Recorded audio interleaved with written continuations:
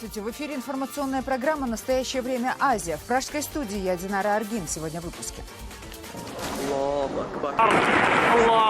60 авиаударов по Алеппо за сутки, почти 50 погибших, среди них спасатели. Сирийская армия начала штурм в восточной части города при поддержке российских ВВС.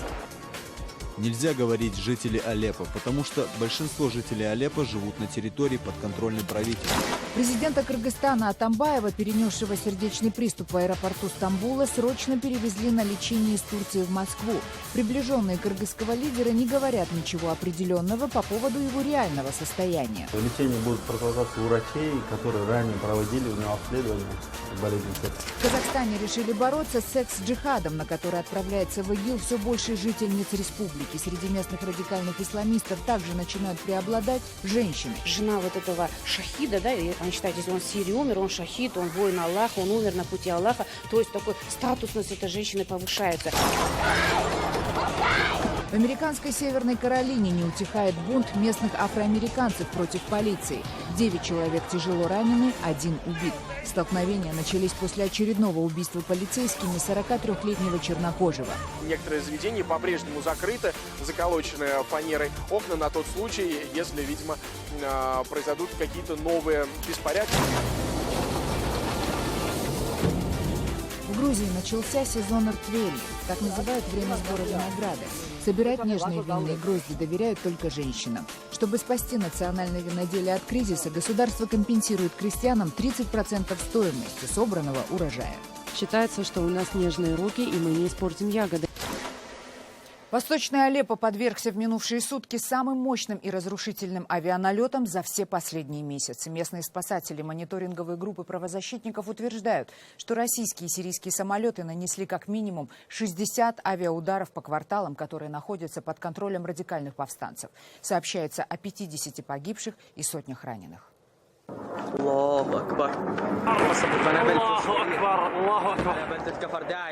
Вы видите кадры, авторы которых утверждают, что российская авиация во время ночной бомбежки несколько раз применила в Алеппо зажигательные фосфорные бомбы, которые запрещены международными конвенциями.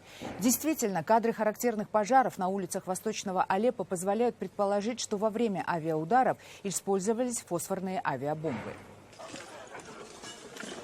А это последствия бомбардировки в городском районе Аль-Ансар, где, как рассказывают очевидцы, боевая авиация целенаправленно атаковала спасателей из добровольческой организации «Белые каски», которые доставали погибших и пострадавших из-под завалов. Также, со слов самих спасателей, несколько бомбовых ударов было нанесено по их офисам. Всего же район Аль-Ансар пережил за минувшую ночь 25 массированных авианалетов. Во имя милостивого Аллаха, самолеты целенаправленно атаковали наших гражданских спасателей и пожарных в районе Аль-Ансари, когда они извлекали раненых и убитых из-под завалов. 4 машины скорой помощи и 1 пожарная были разбомблены. Также авиация бомбила наши центры гражданской обороны. Ущерб действительно очень велик. Тем временем командование сирийской правительственной армии заявило о начале наступления в Алеппо, которое и предваряли массированные авиаудары.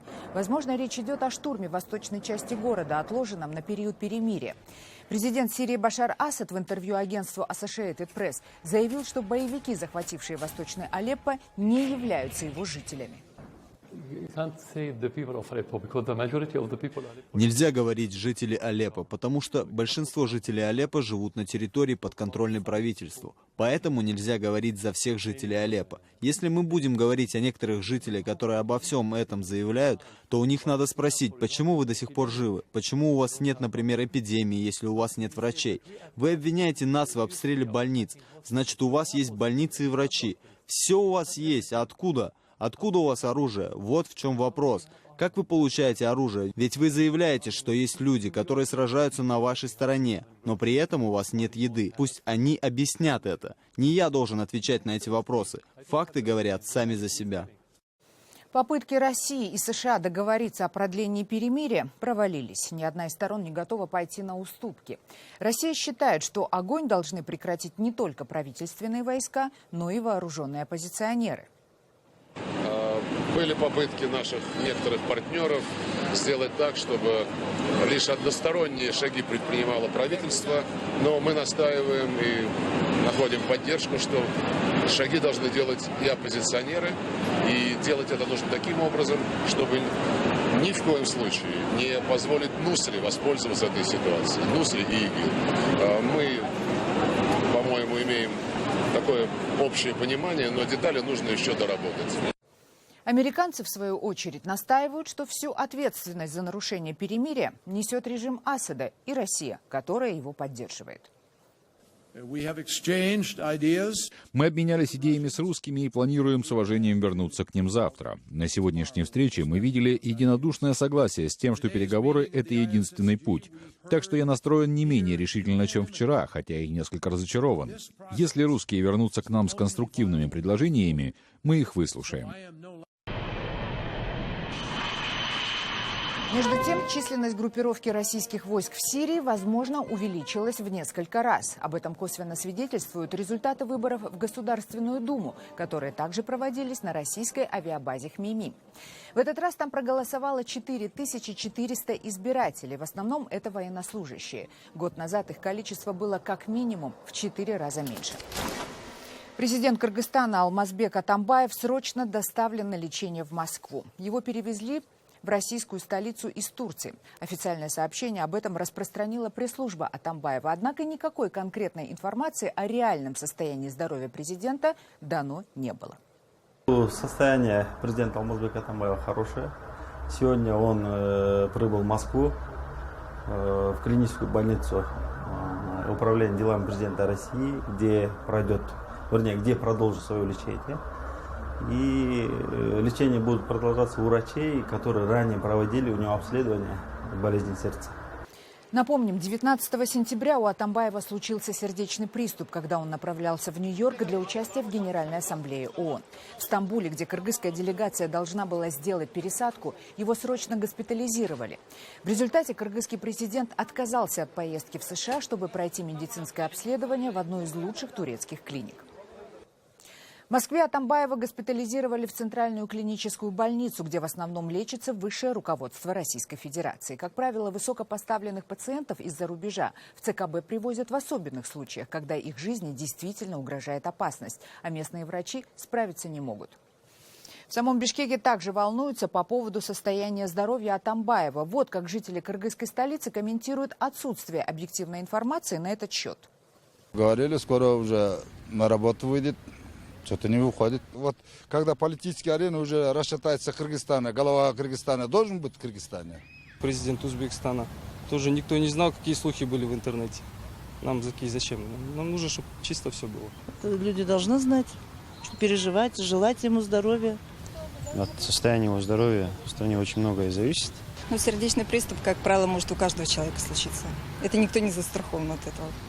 Знаете, как хорошо, когда глава государства здоровый, в форме, тренируется, утром занимается спортом, и выходит, и другие президенты чихают, а он здоровый сидит. А это престиж республики и народа, что он здоровый.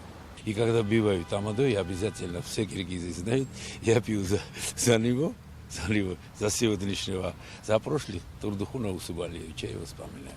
Например, даже в семье одному хозяину тяжело было бы, если у детей какие-то проблемы были бы. А он целое государство правит. Если президент, он здоров, то и народ такой воодушевленный, он здоров, работает, намеченные планы будут выполнены. Так думает каждый. Ну я слышала, что ему в Стамбуле стало плохо. Вот все, что слышала. Ну, конечно, важно, еще как важно. Но он же глава государства. В Казахстане обострилась полемика на тему распространения радикальных исламских идей среди женщин. Именно они, по мнению теологов и общественных деятелей, уже сегодня составляют большинство среди последователей нетрадиционных религиозных течений. Женщин все чаще используют для так называемого сексуального джихада на Ближнем Востоке. Репортаж Айнур Коскиной. В мире последователей деструктивных религиозных течений больше всего страдают женщины. Их легче убедить и сделать адептами своего учения. Из них можно создать армию, их продают в сексуальное рабство. С ними заключают брак без обязательств. Жена вот этого шахида, да, они считают, если он в Сирии умер, он шахид, он воин Аллаха, он умер на пути Аллаха. То есть такой статусность этой женщины повышается. И многие мужчины, даже если у него 4-5 детей, стараются жениться на ней. Вот до абсурда такие и женятся, живут они, естественно, недолго, там буквально 2-3 месяца. Потом следующий мужчина хочет завоевать вот этот статус. Среди приверженцев деструктивных течений стал популярен временный брак. Мужчины с помощью своего духовного лидера заключают с женщиной супружество на ночь, а на утро дают ей развод, произнеся 3 раза слово «талак». Естественно, женщина, заключив такой временный брак, фиктивный, да, после этого сразу, чуть ли не под утро, получив талак, остается одна, с кучей своих проблем. Естественно, она потом может быть даже переходящей женой, ее могут познакомить с другими братьями и точно так же заключить такой временный брак. По словам казахстанских экспертов и теологов, нужны новые методы работы с женщинами, попавшими в экстремистские сети. Ведь за ними всегда стоят дети, которые растут в чуждой идеологии. Поэтому проблема радикализации женщин выходит на первый план.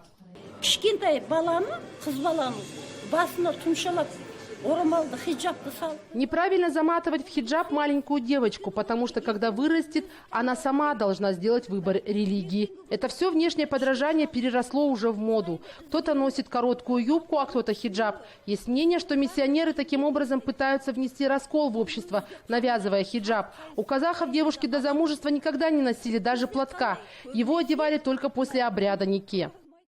Исследователь казахских обычаев и обрядов Зейнеп Ахметова предлагает провести ревизию всех книг и прежде всего религиозных. Есть случаи, когда в содержании вполне себе светской литературы авторы пытаются противопоставить религию национальным обрядам. Например, они договорились до того, что обряд беташар, показа невесты родственникам жениха, имеет корни от Адама и Евы и описано в мусульманских писаниях. А толпа неграмотная верит ведь этому. А я говорю авторам этих книг: дорогие мои, если это все пошло от пророка, тогда это должно быть обязательным обрядом для всех мусульманских стран. А почему не во всех мусульманских странах есть обряд саукесу, перерезание пут ребенку, и беташар? Они просто хотят породить сомнения среди людей, пытаются противопоставить религию обрядам и обычаям. По мнению религиозных деятелей, экстремистская идеология проникает в Казахстан через паломников, бесконтрольно выезжающих на Ближний Восток. И если ежегодный хадж проходит под сопровождением духовного управления мусульман, то в малое паломничество Умру отправляют туристические фирмы. Между тем, есть случаи, когда именно через религиозные туры казахстанские радикалы пополняли ряды ИГИЛ. Умра осуществляется в течение года. Оно никак не регулируется сегодня законодательством и реализуется как любой другой туризм. В законодательстве туристической деятельности есть понятие религиозный туризм. И мы просто сейчас хотим его более четко прописать. В Мажилисе парламента Казахстана ведется работа над законопроектом по противодействию экстремизму и терроризму. Духовенство предлагает включить в него норму, запрещающую проводить проповеди вне культовых заведений. Официально проповеди должны осуществляться только в мечетях. Это означает, что все другие виды проповеди, которые проводят в том числе и в первую очередь деструктивные религиозные течения вне культовых учреждений, они будут признаны незаконными и, соответственно, можно будет принимать какие-то административные и иные меры. Пока государство борется лишь с последствиями радикальных течений, силовики пытаются внедрить в законодательство запретительные меры. По мнению же экспертов, основной упор нужно делать на профилактику, а прививкой от радикальных течений должно стать правильное, квалифицированное и понятное объяснение основ традиционного ислама. И в этом процессе ключевая роль отводится духовенству. Айнур Коскина, Ганизат Оспанов. Настоящее время. Далее в программе. В американской Северной Каролине не утихает бунт местных афроамериканцев против полиции. 9 человек тяжело ранены, 1 убит. Столкновения начались после очередного убийства полицейскими 43-летнего чернокожего. Некоторые заведения по-прежнему закрыты, заколочены фанерой окна на тот случай, если, видимо, произойдут какие-то новые беспорядки. В Грузии начался сезон ртвели, так называют время сбора винограда. Собирать нежные винные грозди доверяют только женщинам. Чтобы спасти национальное виноделие от кризиса, государство компенсирует крестьянам 30% стоимости собранного урожая. Считается, что у нас нежные руки, и мы не испортим ягоды. В американском штате Северная Каролина продолжаются протесты против убийства полицейскими 43-летнего афроамериканца. В ходе столкновения 1 человек погиб, 9 ранены, более 40 арестованы в результате беспорядков в городе Шарлотт. Там объявлено чрезвычайное положение и введен комендантский час. Бунт не утихает уже 4-е сутки. Местные жители возмущены необоснованным, по их мнению, применением оружия полицейскими. Демонстранты требуют обнародовать видеозапись конфликта, в результате которого офицер смертельно ранил темнокожего мужчину. Сами полицейские утверждают, что 43-летний Кит Скотт был вооружен и не подчинялся требованиям офицера. Родственники погибшего заявляют, что в руках была книга, а не оружие. В городе Шарлотт находится наш коллега Роман Мамонов. Он расскажет об обстановке в Северной Каролине. Пожалуй, единственным серьезным происшествием стала попытка группы протестующих перекрыть кольцевую дорогу, которая опоясывает центр города. Однако полиция достаточно быстро и действуя жестко освободила трассу. По некоторым данным применялись резиновые пули и якобы даже был распределен перцовый спрей, но данные разнятся. Происходившее здесь в центре было абсолютно, еще раз повторюсь, мирным. Несколько часов я провел вместе с протестующими. Мы ходили по центру города, люди скандировали лозунги, главные из которых были, конечно, не стреляйте, руки вверх не стреляйте, hands up, don't shoot, нет правосудия, нет мира, и жизни чернокожих тоже важны. Минувшей ночью произошло очень важное событие. Представители полиции показали семье погибшего и их адвокатам видеозаписи с камер, которые находятся на груди у полицейских. Но после этого представители семьи заявили, что у них еще больше вопросов, чем ответов, и потребовали обнародовать эти видеозаписи. С точки зрения протестов у происходящего явно появились лидеры, если хотите, такие маршалы, которые говорят людям, на каком перекрестке поворачивать, пытаются контролировать какие-то конфликтные ситуации, их моментально урегулировать. Такие трогательные моменты. Минувшей ночью протестующие подходили к служащим Национальной гвардии, которые были введены сюда по распоряжению губернатора штата, и люди с ними обнимались, пожимали им руки, говорили спасибо за то, что вы охраняете наш город. Но вот сегодня я прогулялся по городу, и никаких признаков присутствия здесь Национальной гвардии не заметно. Хотя, кстати, некоторые заведения по-прежнему закрыты, заколочены фанерой окна на тот случай, если, видимо, произойдут какие-то новые беспорядки, как это было в предыдущие ночи. Но пока, еще раз повторюсь, все безопасно. В России, в городе Сургут, скандал вокруг недавно появившегося бюста Иосифу Сталину. Памятник самовольно установили местные сталинисты в считанных метрах от памятного знака жертвам политических репрессий. Власти пока не решаются снести бюст вождя всех народов, но за неделю памятник уже дважды обливали краской, и полиция начала расследование. Это будущий памятник жертвам политических репрессий в Сургуте. Его установка согласована с властями. Осталось только собрать деньги. Место выбрано не случайно. Бывший рыбокомбинат. На нем впоследствии работали спецпереселенцы. И берег этот, здесь высаживали спецпереселенцев. Здесь был глухой лес, рыбокомбинат исчез. А потомки спецпереселенцев еще остались. Всего в нескольких десятках метров от памятного знака жертвам сталинских репрессий новенький постамент с бюстом самого вождя народов.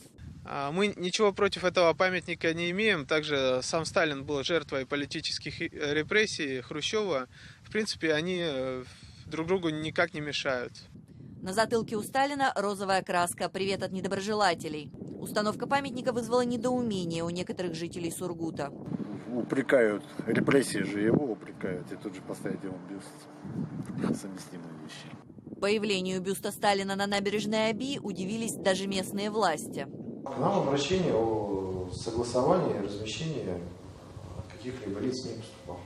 Правовым актом за нарушение правил благоустройства в течение 2 месяцев должно быть принято решение о привлечении тех или иных лиц. В соответствии с этими положениями в течение этих нормативных сроков администрация города будет принято соответствующее решение.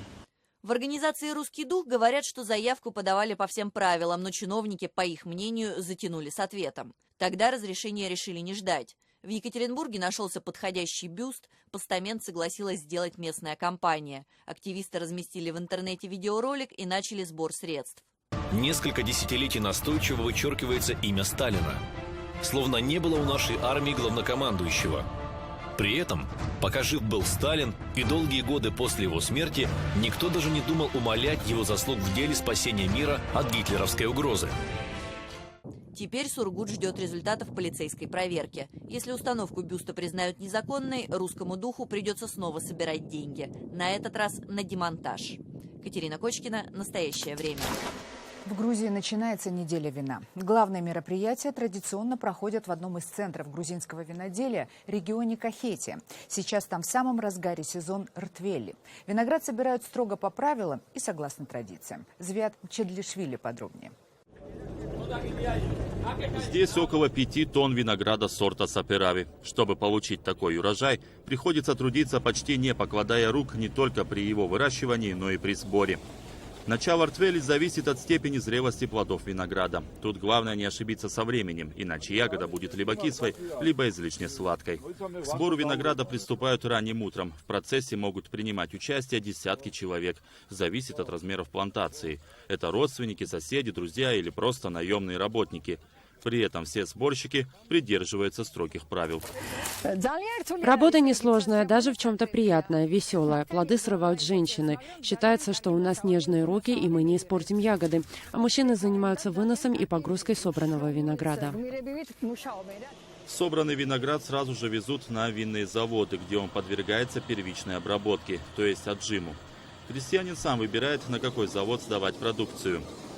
Многое тут зависит от месторасположения предприятия. Длительная транспортировка вредит вкусовым качествам свежесобранных ягод. На заводе Цинандали лучшие вина 21 века, прием винограда и его обработку контролирует сам директор за пультом управления. Наш завод может переработать 5000 тонн винограда. Пока мы приняли около 2000 тонн и продолжаем скупать урожай. Мы производим вино практически всех известных кахетинских сортов, которое также идет на экспорт в ближние и дальние зарубежья. Однако урожай у крестьян скупают далеко не все заводы. Некоторые винные компании, например, имеют свои виноградники. Чтобы виноградарям было легче сориентироваться, Национальное агентство вина Грузии открыло в Тель-Авиве координационный штаб. Здесь крестьяне и представители винных компаний могут получить всю необходимую информацию друг о друге. По словам директора штаба Георгия Саманишвили, более половины от всего прогнозируемого урожая винограда уже собрано. Государство продолжает программу субсидирования виноградарей. Речь идет о денежных надбавках к тем суммам, которые крестьянам выплачивают частные винные компании. Так, за килограмм сорта Ркацители и Мцуани заводы дают 35 тетри. Государство добавляет еще 45. За сорт Саперави компании платят 80 тетри, плюс 20 тетри в виде субсидий. Таким образом, крестьяне в среднем получают от 80 тетри до 1 лари за килограмм винограда. Всего на выплаты в рамках программы субсидирования государство в этом году выделило 25 миллионов лари, то есть почти 11 миллионов долларов. Кроме того, государство готово скупить излишки винограда, которые не смогут реализовать крестьяне. Власти считают, что таким образом они содействуют развитию отрасли виноградарства. Звят Чедлишвили, Давид Симонишвили, Тель-Авив, Грузия, специально для настоящего времени. Это были все новости, о которых мы хотели вам рассказать. Читайте нас в социальных сетях и смотрите на сайте karenTime.tv. Мы благодарим вас за внимание и прощаемся с вами до следующей недели. Всего доброго.